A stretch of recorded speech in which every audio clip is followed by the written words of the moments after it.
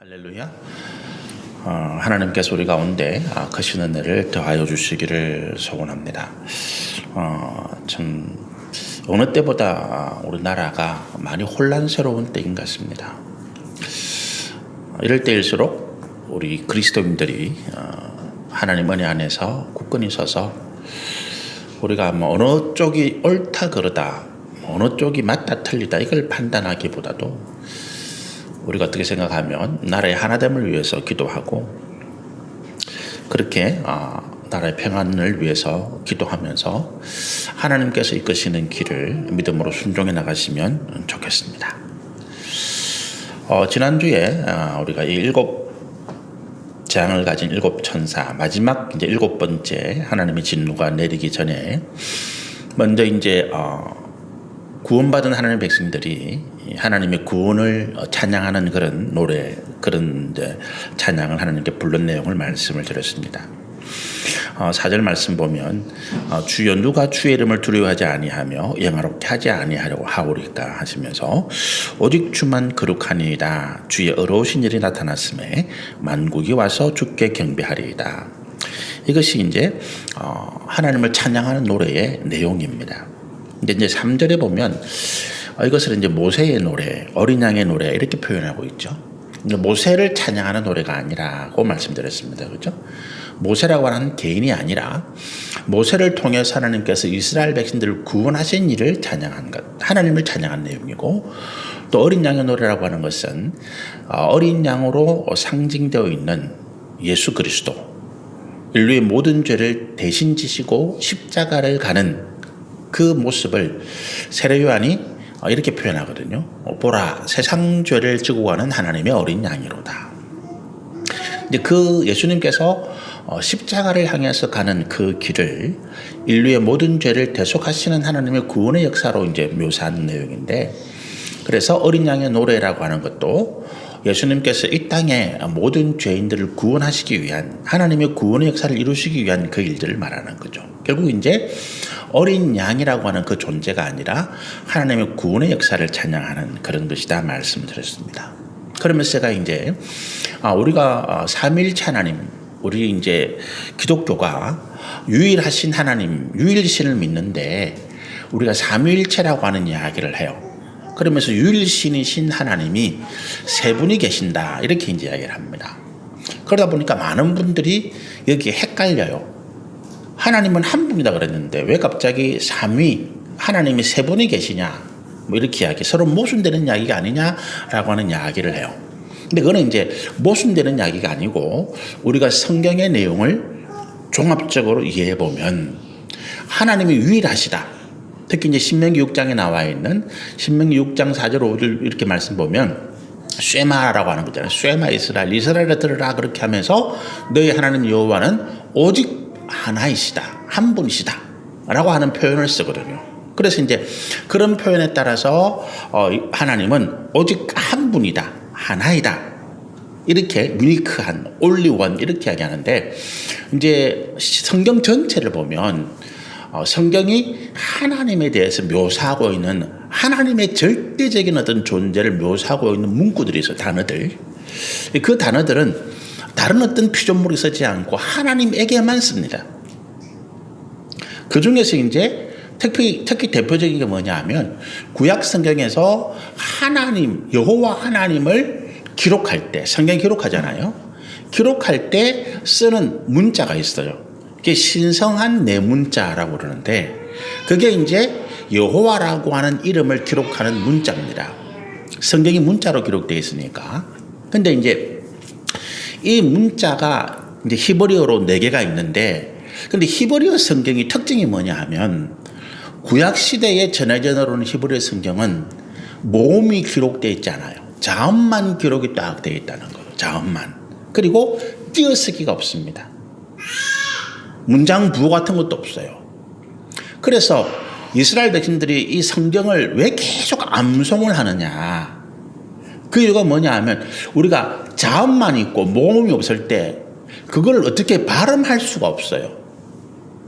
기역, 니은, 디귿, 리을 이걸 뭐라고 우리가 발음합니까? 그냥 기역, 니은, 디귿, 리을이지. 아니면 뭐 우리가 발음하면 그느드르 그느드드 가도 아니죠. 가는 기억에 아가 붙어야 가가 되니까. 그러니까 기억 니은 뒤끝 리을만 붙으면 이게 어떻게 발음할지를 몰라요. 근데 그 의미는 이제 모음에 붙이는 따라서 다른 거죠. 가나다라가 되든지 뭐 가노다라가 되든지 뭐 하여튼 그렇게 될 거 아니에요. 근데 히브리어 성경에 모음이 없다 보니까 그 성경을 가지고 읽을 수가 없어요. 그래서 조상 때부터 내려오던 발음을 후손들이 그대로 외우는 겁니다. 외워나가요. 그래서 히브리 사람들이 이스라엘 사람들이 성경을 왜 그렇게 죽으라고 암송하느냐 그러면 이걸 암송하지 않으면 다음 세대가 이 성경을 읽을 수가 없어요. 읽을 수가 없다. 내용은 대충 이해를 하는데 읽을 수가 없게 되는 거죠. 그래서 죽으라고 암송을 하는 것입니다. 우리 성경에 보면 구약시대 이름이 신약시대 이름의 발음이 조금 다르죠. 그 발음이 다른 게 뭐냐 하면 후대에 오면서 그 발음이 바뀌어지는 거예요. 그래서 예루살렘, 살룸에서 살롬, 살렘 이렇게 조금 차이 나는 이유가 그런 것입니다. 근데 지금 히브리 성경, 지금 이제 쓰는 히브리 성경에는 이제 모음이 붙어요. 자음 밑에 방점을 3개를 찍는데 요 찍는 따라서 이제 아예 이 오가 달라지는데 그거는 이제 AD 7세기경에 히브리어 학자들이 구약 성경에 유대인 학자들이 모여가지고 이 도무지 이거를 이제 뭐 시대가 지나가면서 신앙심도 적어지고 또 유대인들이 흩어졌으니까 세월이 갈수록 어떻게 읽을 줄 모르니까 유대인 학자들이 이제 모여가지고 모음을 발명해가지고 그 히브리 성경 모음 자음만 되는 거기다가 이제 밑에다가 글자 밑에 점을 3개를 찍은 것입니다. 그래서 지금은 이제 그 점 찍힌 걸 보고 이제 발음을 해요. 그게 모음처럼 돼가지고 어쨌든 그런데 문제는 뭐냐 하면 여호와의 이름을 부르는 이 여호와 이름이 성경에 언제처럼 나타납니까? 출애굽기 3장에 하나님께서 모세에게 임하실 때 모세가 하나님 앞에 당신의 이름을 내가 뭐라고 우리 백성들에게 전할까 이름 묻잖아요. 그때 하나님이 최초로 나는 여호와다라고 이름을 정해주거든요. 그전에는 아브라함이나 다른 믿음의 사람들에게 나는 전능한 하나님이다 이렇게 표현해요. 그러니까 여호와라는 이름이 처음 나타나는 게 출애굽기예요. 모세에게 처음 알려준단 말이죠. 근데 모세가 성경을 기록하면서 모음이 없는 자음으로 하나님 이름을 기록했는데 그 다음 후대 사람들이 어떻게 되는가 하면 이 거룩하신 하나님을 어떻게 죄인의 입으로 발음하겠느냐. 그걸 읽지를 않아요. 여호와라고 발음 안 합니다. 그리고는 이제 그거를 다르게 불러요. 다르게 발음합니다. 아도나이라고 발음을 해요. 아도나이라고 하는 의미는 나의 주라고 하는 뜻입니다. My Lord라는 거죠. 영어로 My Lord. 근데 이제 그 영어의 여종이 주인을 주라고 부르죠. 로드라고. 또 신하가 자기 왕을 로드라고 부릅니다. 아내가 자기 남편을 로드라고 불러요. 그래서 그거와 하나님을 구별하기 위해서 영어 성경에 보면 로드가 L자가 대문자로 나와요. LORD가 대문자로 나옵니다. 그게 다 이제 여호와 하나님의 호칭이에요. 단순한 주인이 아니라. 근데 My Lord, 아도나이라고 불렀는데 이게 하나님의 이름이 아니라고 하는 거예요. 나의 주지. 그래서 후대의 신학자들이 이 거룩한 네 문자를 기록했는데 도대체 이 발음이 뭘까? 이 여호와라고 하는 이 이름이 정확한 발음이 아니에요. 그죠? 후대 와서 다 잊어버렸으니까. 그 밑에 찍혀있는 아도나이라고 하는 모음을 가지고 하나님의 거룩한 이름에 붙이니까 아도나이에서 아오아이라고 하는 모음이 있잖아요. 아도나이, 아오아이. 거기에 하나님의 거룩한 이름을 기록한 신성한 네 문제에 붙이니까 여호와라고 하는 발음이 비슷하게 나오는 거예요. 그래서 여호와라고 부르기 시작한 것입니다. 근데 이제 현대에 와서 신학자들이 연구해 보니까 여호와라는 발음보다는 야훼라고 하는 발음이 좀 더 그 성경에 기록된 문자와 가깝더라. 그래서 뭐 야훼라고 하는 표현을 들어보셨죠? 뭐 여호와나 야훼는 거의 그게요. 다 정확한 이름이 아닙니다. 하나님께서 모세에게 가르치신 이름을 그 후대 이스라엘 백성들이 부르지 않았기 때문에 아도나이라고 하는 이름으로 대신 발음을 바꿔버렸기 때문에 후대 사람들은 그 이제 뭐라고 명칭이 없는 거예요. 그런데 우리는 이제 여호와라고 이제 번역을 하고 있죠. 그게 무슨 말을 이야기하는가 하면 우리가 하나님이라고 하는 이 호칭, 아도나이라고 하는 이 호칭이 어디서 왔다고요? 오직 여호와 하나님만을 부를 때 그렇게 썼다는 거예요. 근데 신약에 와서, 신약이 아니라 구약 시대에 이제 알렉산더 대왕이 헬라 제국을 만들었잖아요. 이 알렉산더 대왕이 이제 그 당시 유럽, 그리고 중동, 그리고 북아프리카, 이집트까지 큰 제국, 그 다음에 뭐 저 밑에 지금 현재 이란까지, 바사 제국, 페르사까지 통일했는데, 큰 제국을 건설하면서 이 헬레니즘이라고 하는 전 세계 문화, 언어를 융합하는 정책을 알렉산더 대왕이 썼어요. BC 4세기경이죠. 그러면서 이 알렉산더 대왕이 히브리 구약 학자들을 불러 모으십니다. 알렉산드리아로 불러 모아가지고 히브리어 성경을 헬라어로 번역해라. 그래서 만들어진 성경이 70인역이라고 하는 성경이 있어요. 최초로 히브리어 성경을 번역해 나온 것이 헬라어로 만든 성경이 70인역입니다. 구약 성경이. 그게 이제 어디까지 전해졌겠어요? 신약 시대까지 쭉 전해진 거죠. 그래서 신약 시대의 구약 성경의 번역본은 두 개가 있는 거죠. 히브리어 원문이 있고 헬라어 원문이 있고. 근데 헬라어 원문에 우리가 이 하나님 아도나이라고 하는 문자를 번역을 하는데 어떻게 번역하면 큐리오스라고 하는 단어로 번역합니다. 주라고 하는 거예요. 큐리오스. 그런데 70인역에서 그 헬라어 성경을 큐리오스라고 번역하는데 그게 오직 구약 시대의 여호와라고 하는 그 거룩한 네 문자를 대체하는 단어로 큐리오스 쓰는 거예요. 놀랍게도 신약 성경에 와서 신약을 기록한 이 예수님의 제자들이 예수님에 대해서 큐리오스라고 하는 단어를 쓰는 거예요. 그게 어디 나와 있는가 하면 구체적으로 우리 요한복음 21장에 보면 도마가 21장 맞나요? 20장인가? 도마가 부활하신 예수님을 못 믿잖아요. 내 눈으로 보아야 되겠어. 근데 예수님께서 나타나셔서 도마에게 이렇게 말씀하시죠. 야, 네 손가락을 내 손바닥에 넣어보고 내 옆구리에 네 주먹을 넣어봐. 그래서 네가 직접 확인해. 예수님의 창자국에 주먹을 넣어보고 못자국에 손가락을 넣어봐라는 거지. 그때 도마가 예수님에게 엎드리면서 이렇게 고백합니다. 나의 주시며 나의 하나님이십니다. 그런데 그거를 헬라어로 번역하면서 큐리오스라고 하는 단어를 쓰는 거예요. 그런데 그 성경이 번역되어 있는데 그거를 그 당시 유대인들이 다 봤을 거 아닙니까? 유대인들이 예수 그리스도가 하나님이라는 사실을 인정하는 거죠. 그 성경을 없애지를 못하니까.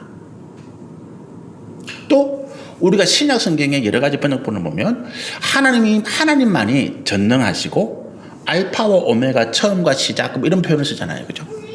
근데 그것이 예수님에 대해서 쓰이고 성령님에 대해서도 처음과 시작 똑같이 쓰는 거예요.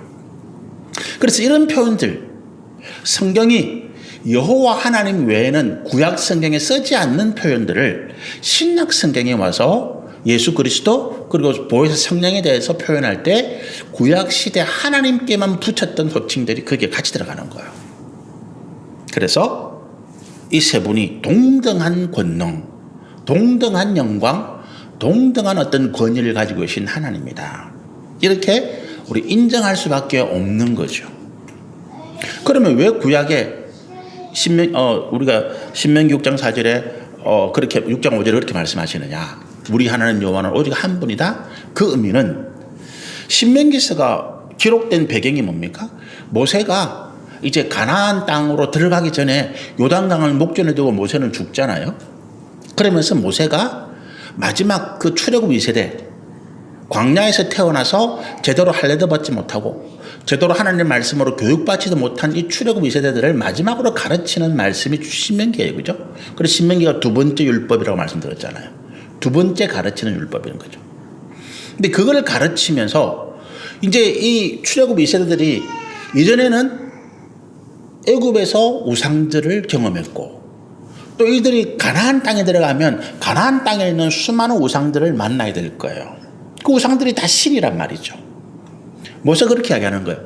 앞으로 너희가 과거에 만났던 애굽의 우상들, 신들 뿐만 아니라 앞으로 가나안 땅에서 수많은 우상들, 신이라고 하는 존재를 만나게 될 건데 그거는 다 가짜야. 우리에게 있어서 신은, 참된 신은, 유일하신 신은 여호와 하나님 한 분밖에 없어. 이 표현인 거예요. 그래서 신명기 6장 5절에서 모세가 오직 우리 하나님 여호와는 한 분이다라고 이야기할 때 그 하나뿐이다라는 표현은 다른 세상에 존재하는 모든 우상, 모든 신이라고 하는 존재는 다 가짜고 우리가 섬기는 하나님만이 참된 신이다. 이 의미를 가지고 있는 거죠. 그러니까 어떻습니까? 이제 신명기 6장 5절에 있는 말씀하고 삼위일체 하나님하고 이게 의미가 모순되는 게 아니죠. 각자 다른 어떤 각 상황에서 하나님을 설명하고 묘사하는 의미를 표현을 그렇게 쓰고 있다는 거죠. 그러니까 어떻습니까? 우리가 구약시대에도 삼위일체 하나님이 계셔서 우리의 구원의 역사를 이루어 나가셨고 신약시대에도 삼위일체 하나님이 같이 우리의 구원을 이루어 가신다는 거죠. 구약시대의 삼위일체 하나님은 어떻게 나타나느냐? 예를 들어서 모세가 아까 우리 15장 3절에 하나님의 종 모세의 노래 이런 표현 썼잖아요. 모세가 하나님의 구원을 찬양하는데 그 구원의 역사에 있어서 주장하시고 주관하시는 분은 성부 하나님이시잖아요. 그죠? 성부 하나님이세요. 그죠? 애굽에 10가지 재앙을 내리고 홍해를 가르시고 이끌어 가시는 모든 일을 주관하시는 분은 성부 하나님이시고 그리고 하나님께서 홍해를 갈랐을 때 그 밑을 이스라엘 백성들이 지나간단 말이죠. 그걸 우리가 고린도전서에서는 뭐라고 표현하는 거 사도 바울이 세례를 받았다라고 표현해요. 세례가 구약시대에는 물 밑에 깔아앉는 거잖아요.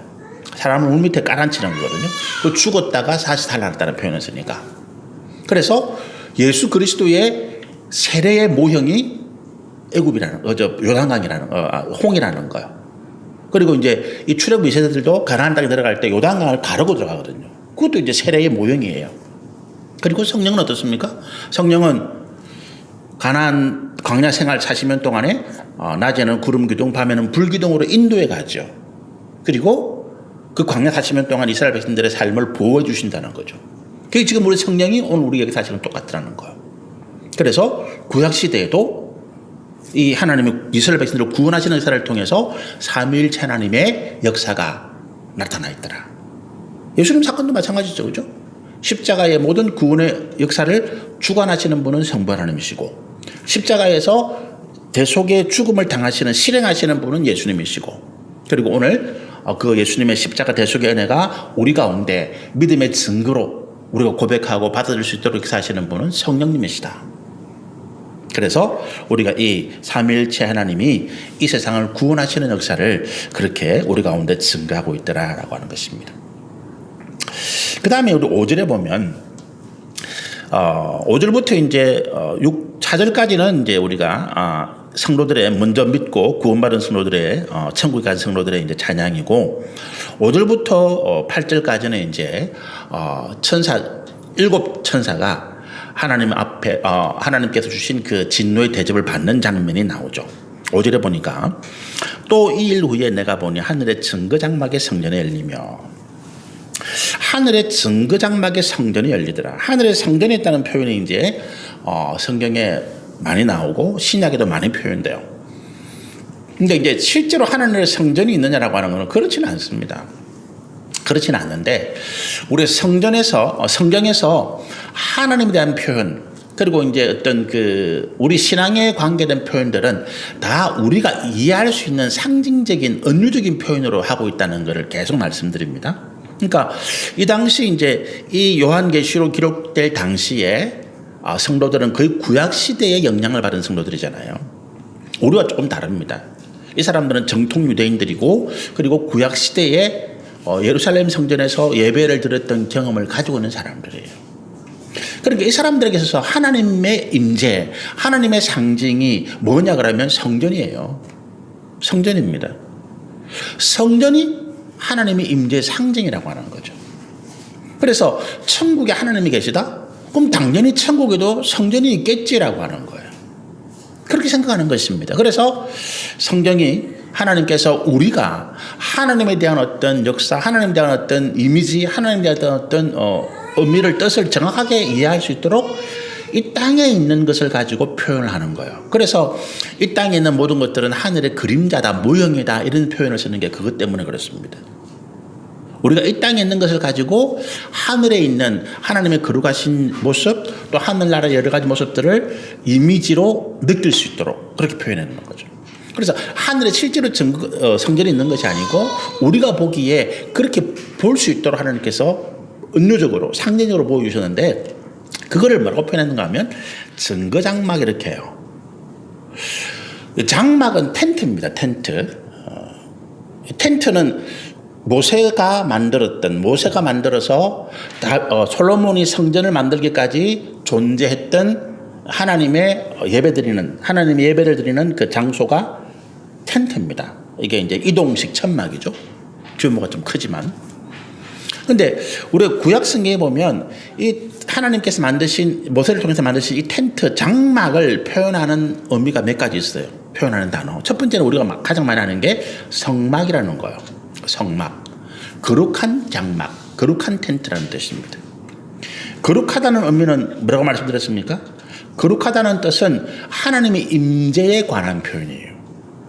거룩한 교회, 하나님의 교회에 임하실 것이라는 거지.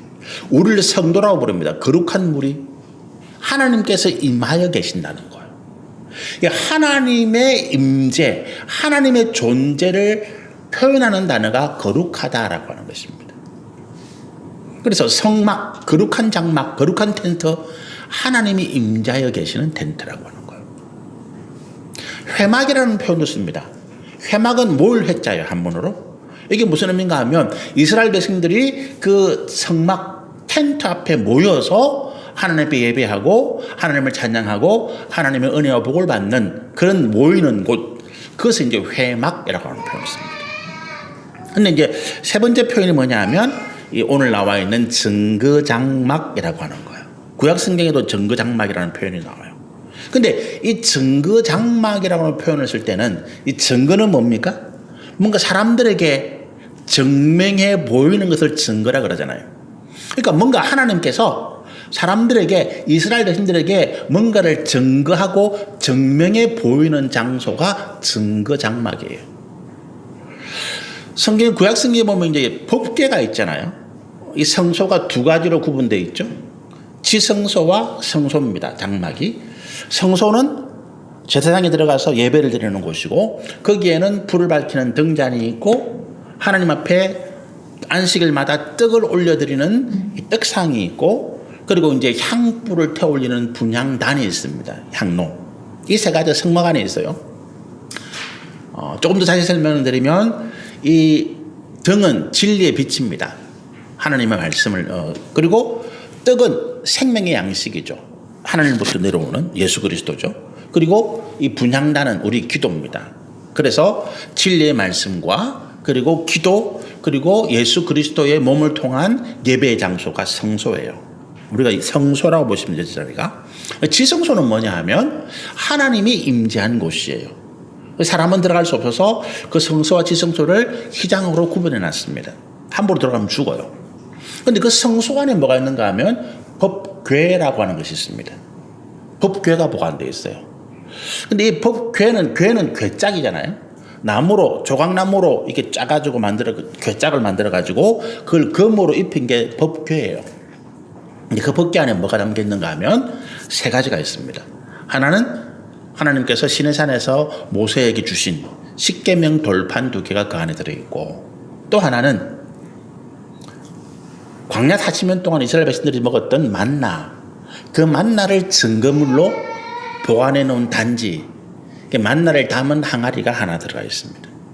또 하나가 되어 있는데 그게 뭐냐 하면 아론이라고 하는 모세의 형이죠. 모세의 형이 아론이 이스라엘의 대제사장이 되었는데, 이스라엘 백성들 중에서 그리고 레위 지파의 다른 족장들이 왜 아론니만 대제사장이냐는 거예요. 우리도 레위 지파인데 우리도 대제사장 할 수 있지, 왜 아론 너만 하느냐는 거예요. 모세 행위라고 특혜를 줬냐 이렇게 11일 걸은 거죠. 분란이 일어납니다. 그때 하나님께서 모세에게 이런 명령을 해요. 좋다. 그러면 시비 거는 사람들 다 지팡이를 가지고 나와. 아론도 자기 지팡이를 가지고 나와. 그래서 그 지팡이들을 나도 제사장 할 수 있다 하는 사람들의 지팡이들을 다 모아가지고 하나님 앞에 놔둡니다. 상막에 두는 거죠. 그러는데 그 다음날 아침 가보니까 아론의 지팡이에만 싹이 나고 열매가 달려있는 겁니다. 지팡이가 마른 나무인데 그게 하나님의 택하심의 증거예요. 그래서 그 아론의 싹이 난 지팡이를 증거물로 하나님께서 모세의 행위이기 때문에 특혜를 준 게 아니고 모세가 특혜를 준 게 아니고 하나님께서 아론을 대제사장으로 직접 택했다라고 하는 증거로 그 지팡이를 넣어둡니다. 이 세 가지 법계 하나님의 말씀이죠. 하나님의 상징, 하나님의 임재입니다. 하나님께서 40년 동안 광야에서 하늘 양식으로 이스라엘 백성들을 먹였다는 증거 만나죠. 그리고 하나님께서 아론을 대제사장으로 택하셨다는 증거, 싹이 난 지팡이, 이 세 가지가 법계에 담겨 있는 것입니다. 그러니까 이게 뭐예요? 하나님께서 우리를 구원하시고 우리를 인도하시고 은혜와 복을 주시고 우리를 택하셨다는 증거가 그 장막 안에 텐트 안에 있는 것입니다. 그래서 그 텐트의 다른 이름을 증거장막 이렇게 이야기하는 거. 근데 이제 성경이 증거장막이라고 하는 표현을 쓸 때 하나님께서 뭔가 우리에게 증명하고 싶다, 증거하고 싶다고 할 때 이제 증거라고 장막을 쓰잖아요. 그러면 5절에서 또 2일 후에 내가 보니 하늘에 증거장막의 성전이 열렸다라고 표현해 보겠습니까? 하나님께서 이제 우리에게 하나님께서 뭔가를 이 세상에 증거하고 싶다, 증명하고 싶다라는 거예요. 그게 뭐겠어요? 요한계시록 말씀을 통해서 하나님께서 우리 가운데 증명하고 증거하고 싶은 말씀이 뭐겠냐는 거죠. 우리 세상이 굉장히 혼란하잖아요. 그죠? 혼란한 이유는 뭡니까? 참과 거짓이 뒤섞여 있기 때문에 그래요. 지금 우리나라가 굉장히 혼란스럽습니다. 이유는 뭡니까? 그 가운데 참과 거짓이 뒤섞여 있기 때문에 그래요. 여당 쪽에서 국민의힘에서 주장하는 말 가운데도 참이 있고 거짓이 섞여 있습니다. 야당이 민주당에서 주장하는 말 가운데도 참이 있고 거짓이 섞여 있습니다. 근데 이것들이 막 뒤섞여 있다 보니까 어떻게 돼요? 세상이 혼란스러운 거예요. 혼란에 빠진 사람들이 혼동하고 자기가 믿고 싶은 것, 자기가 듣고 싶은 것만 믿고 들어서 서로 자기들이 옳다고 싸우고 다투는 거예요. 이것이 지금 우리나라가 정치적으로 사회적으로 굉장히 혼란한 이유입니다. 한쪽이 진실만 이야기하면 되는데 서로 자기에게 정치적으로 또는 자기에게 뭔가 이익을 가져오기 위해서 거짓을 섞어서 말하는 것입니다. 예를 들어서 30%는 진짜고 70%는 가짜다.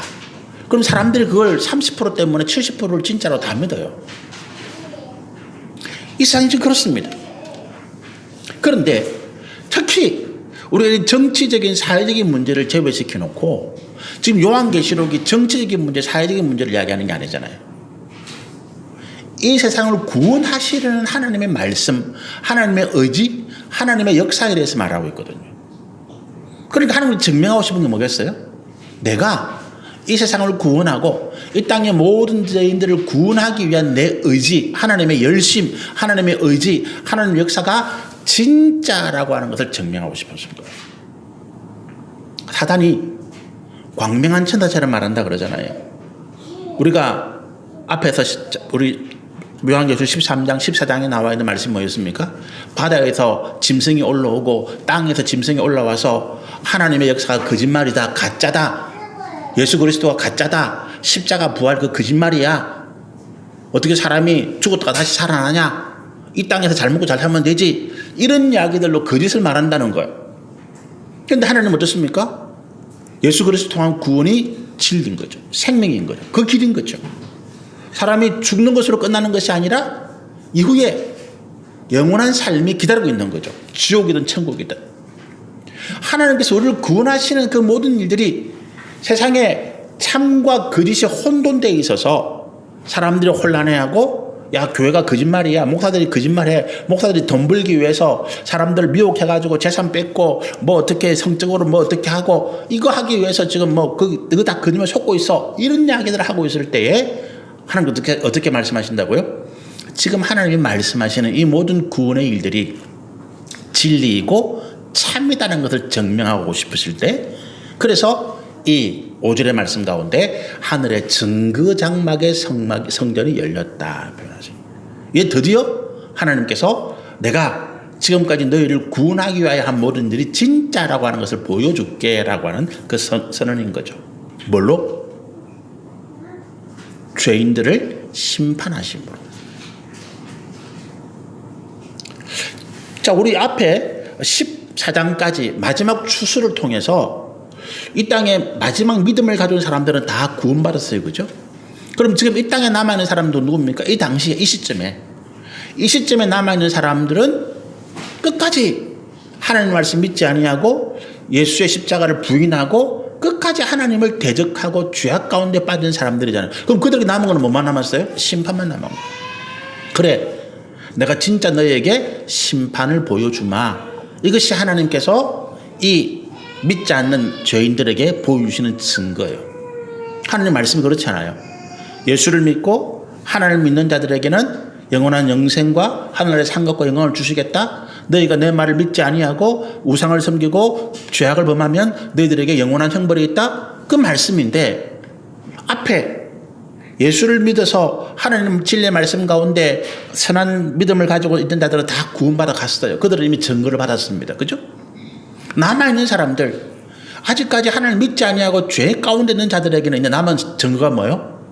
하나님께서 그들에게 믿지 않는 자에게는 내리겠다 약속하신 마지막 심판, 그것이 이제 증거입니다. 그래서 이 5절에서 증거의 장막이 열렸다라고 하는 표현은 이제 하나님께서 내가 너희에게 심판을 보여주마라고 하는 선언이다라고 하는 거죠. 6절에 보면 7 재앙을 가진 7 천사가 성전으로부터 나와 맑고 빛난 세마포 옷을 입고 가슴에 금띠를 띠고. 성전에서 이제 이 천사가 7 재앙을 가진 천사가 나오는데 그 복장이 보니까 세마포 옷을 입고 가슴에 금띠를 띠고 있다. 이 복식은 어떤 복식이에요? 구약시대에 제사장들이 입는 복장입니다. 그러니까 이 천사들이 지금 이런 복장을 가지고 있는 건 뭡니까? 이 천사들이 어떤 직분, 어떤 역할을 하느냐를 보여주는 거예요. 어떤 역할을 하는가 하면 성전에서 제사장 복식을 가지고 있는 존재들은 뭡니까? 대제사장을 도와서 성전에서 하나님 앞에 그 예배드리고 구원의 역사를 제사 드리는 그 구원의 역사를 감당하는 천사들이죠. 그러니까 쉽게 말하면 이 천사들은 무슨 군사들, 전쟁에 싸우는 뭐 미카엘 이런 천사도 아니고 하나님의 어떤 말씀을 전하는 뭐 가브리엘 같은 그런 존재도 아니고 예수 그리스도가 이 땅에 구원의 역사를 이루는 데 있어서 도우는 역할을 하고 있는 천사들입니다. 사도행전을 보면 베드로가 감옥에 갇히잖아요. 야고보 사도가 순교를 한 다음에. 그런데 그 베드로를 감옥에서 구출해내는 존재가 있습니다. 천사죠. 천사가 한밤중에 모든 경배하는 파수꾼 병사들을 다 잠재우고 옥문을 열고 그 속에서 잠자고 있는 베드로를 깨웁니다. 그리고 나가라 그러죠. 예를 들면 이런 존재들입니다. 하나님의 구원의 역사 가운데 그 직분을 맡아서 교회와 성도를 보호하는 복음의 전파에 함께하는 천사들. 이들이 이제 7 천사들인데 그들이 어떻습니까? 성전에서 나왔어요. 성전에서 나왔다는 의미는 뭡니까? 이제 성전에서 하는 역할이 끝났다는 거예요. 다시 말씀드리면 구원의 역사가 끝이 났다라고 하는 것입니다. 그리고 그들의 손에 뭐가 들렸습니까? 하나님께서 주신 이 7 재앙을 가졌다는 거죠. 그 말은 이제 하나님께서 더 이상 이 땅에 구원의 복음이 아니라 이 땅을 심판하시는 심판의 역사를 나타내신다. 또 그렇게 표현하고 있습니다. 7절에 보니까 내 생물 중에 하나가 영원토록 살아계신 하나님의 진노를 가득히 담은 금 대접 일곱을 그 일곱 천사에게 주니. 이 네 생물은 어떤 존재죠? 하나님의 보좌 옆에서 하나님의 보좌를 수호하고 있는, 하나님을 지키는 것이 아니라 하나님 앞에 그 죄인들이, 부정한 자들이 접근하지 못하도록 가드하는 것이죠. 그런 존재들이 이제 이 천사에게 뭘 줍니까? 하나님의 진노를 가득히 담은 금 대접 일곱을 준다는 거예요.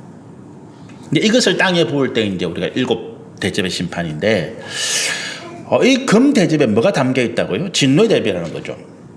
이 금이라고 하는 이제 성전에 쓰이는 모든 재료들은 그 금이었죠. 구약시대 솔로몬 성전에도 그렇고. 근데 왜 이 성전에서 금을 쓰느냐? 은은 거의 안 쓰고 금을 쓰느냐라고 이야기할 때, 이 당시가 이제 이 성전 시대, 그러니까 이제 솔로몬이 성전을 만들고 하는 그런 시대는 청동기 시대입니다. 청동기 시대. 청동기 시대의 금은 그렇게 뭐 흔한 존재가 아니었어요. 지금도 금이 귀한데, 그 당시에는 이제 금을 재련할 수 있는 기술이 없었죠. 그래서 욥기 같은 데 보면 은을 연단한다, 은을 재련한다는 표현을 많이 쓰는데 금을 재련한다는 표현은 거의 안 써요. 왜냐하면 그 당시의 기술로는 금을 재련할 수가 없었다는 거예요. 금광석에서 금을 재련할 수 있는 기술이 없는 거죠. 그래서 이제 은은 재련한다는 표현을 많이 씁니다. 은은 왜 재련하느냐? 구리 속에, 청동기 시대니까 구리를 캐가지고 이걸 합금해서 만들잖아요. 구리 속에 은 성분이 많아요. 그래서 구리를 합금하면서 은 성분이 추출이 나오는 것입니다. 그래서 이제 은을 재련한다 이런 표현을 쓰는데, 금은 자연적으로 채출된 외에는 금이 이제 없어요. 그러니까 그만큼 귀한 금이고, 이것이 이제 은보다도 굉장히 귀하고 또 은보다도 광채가 뛰어나죠. 그래서 이것은 신에게 바치는 물질입니다. 금은요. 그래서 금은 화폐 단위가 아니고 신에게 바치는 물질이기 때문에 이것이 금은 채취되는 대로 그것이 이제 하나님의 영광을 위해서 신전에 바치고 그 신전의 모든 것을 금으로 꾸며내는 이제 그런 걸 하는 거죠. 이게 만약에 뭐 일반 사람들이 쓸 수 있는 뭐 보석 이런 거였다면 이게 이제 그렇게 뭐 쉽게 되진 않았겠죠. 어쨌든 그래서 이제 금 대접인데 거기에 진노를 담았다는 거예요. 이 진노는 뭐에 대한 진노예요? 회개하지 않는 자들의 죄악에 대한 진노입니다. 하나님이 세상을 진노하신 이유는 한 가지밖에 없습니다. 세상의 죄악 때문에 그렇습니다. 노아 시대에 하나님의 심판, 진노의 심판이 있었습니다. 근데 하나님께서 노아 시대의 심판을 말씀하시면서 이 땅에 하나님의 죄악, 이 땅에 세상의 죄악이 가득 찼다 표현해요. 그래서 비우는 거예요. 소돔과 고모라 마찬가지입니다. 소돔과 고모라가 왜 심판을 받느냐? 그 소돔과 고모라 성의 죄악이 이 하나님의 진노의 대접에 가득 찬 거예요. 쉽게 말하면 쓰레기통에 들어온 오물이 가득 찬 것입니다. 그 찰 때까지 하나님께서 기다리는 거, 인내죠. 하나 차고 두 개 차고 기다려주시는 것입니다. 회개하면 비워지고 없어지고. 근데 그까지 찼어요. 비워야 되잖아요. 그게 진노입니다. 그래서 이 진노의 하나님의 금 대접에 담긴 진노는 그 각자가, 개인이, 가정이, 나라와 민족이, 그 사회 구성원들이 지은 죄악이 그 진노의 대접에 담겨 있는 거예요. 그러니까 결국 하나님의 진노는 뭡니까? 자기의 죄악을 자기가 뒤집어 쓰는 거예요. 자기의 죄가 자기에게 돌아가는 것입니다. 8절에 보니까 하나님의 영광과 능력으로 말미암아 성전의 연기가 가득 차매, 성전의 연기가 가득 찼습니다. 보이지 않겠죠? 연막이 가득하니까 문이 닫히는 겁니다. 이 땅에 더 이상 구원의 역사가 없다라고 하는 것을 말합니다. 그러면서 일곱 천사가 일곱 재앙이 마치기까지는 성전에 능히 들어갈 자가 없더라. 마지막 심판이 이제 그와 같이 시작이 되어지고 이제 16장부터 본격적으로 일곱 재앙이 이루어집니다. 그런데 일곱 재앙의 묘사는 간단해요. 우리 다음 주 16장 말씀 볼 텐데 간단하게 첫 번째 대접이 부어지고 세 번째 뭐 이렇게 끝이 납니다. 그러니까 하나님께서 이 심판을 간단하게 묘사한 것은 더 이상 인내가 없다는 거예요. 그냥 정해진 순서대로 그 심판이 이루어진다.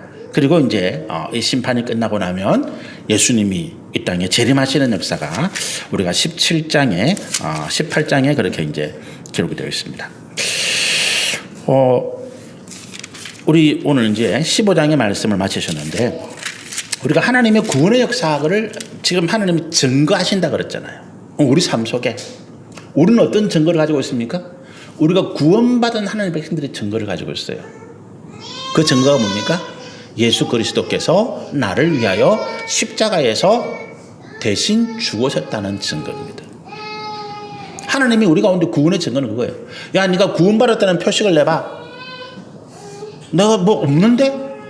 내가 착한 일, 내가 돈 많이 벌어서 성금 많이 한 것, 내가 기도 많이 하고 성경을 내가 뭐 100독을 해서 1000독을 해서 그건 우리 구원의 증거가 되지 못합니다. 누가 우리에게, 사단이 우리에게 야, 너 진짜 구원받았어? 구원의 증거를 내봐. 우리 뭐라고 할 수 있습니까? 나는 예수 그리스도가 하나님의 아들인 예수께서 나를 위하여, 내 죄를 위하여 십자가에서 돌아가시고 사흘 만에 부활하신 것을 내가 믿는다는 것. 이게 우리 구원의 증거입니다, 여러분. 다른 거 없어요. 나는 예수님을 믿습니다. 예수를 믿는다는 표현 가운데는 그 의미예요. 하나님이신 예수께서, 삼위일체 하나님이신 예수께서 이 땅에 인간의 몸을 입고 오셔서 나를 위하여 십자가에서 죽으시고 3일 만에 부활하신 것을 나는 믿습니다. 그게 어떤 내용입니까? 우리 신앙 고백의 내용이잖아요. 사도신경. 이게 우리 믿음의 증거예요. 그래서 예수를 믿어서 구원받은 모든 하나님의 백성들은 이 사도신경을 공통적으로 고백하는 것입니다. 이단들은 이거 고백 안 해요. 이단의 교회들은 절대로 이거 고백 안 합니다. 그래서 그 사람이 이단인지 아닌지 물어보려면 이거 딱 당신이 사도신경을 고백하느냐? 예수가 하나님이신 것을 믿느냐? 예수님이 우리의 구원자임을 믿느냐? 이걸 물어보면 돼요. 당신이 사도신경을 고백하느냐? 사도신경을 고백 못하면 그 사람은 이단입니다. 같이 기도하겠습니다.